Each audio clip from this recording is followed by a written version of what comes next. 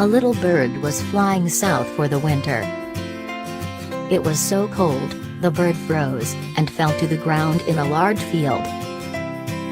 While it was lying there, a cow came by and dropped some dung on it.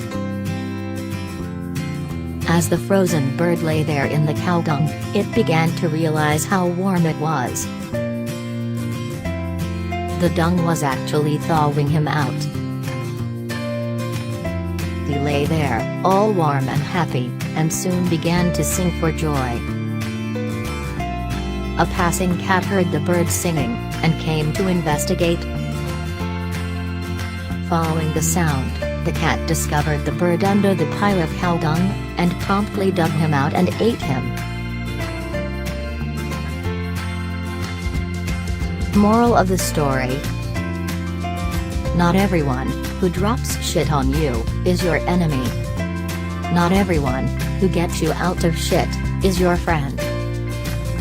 And when you're in deep shit, keep your mouth shut.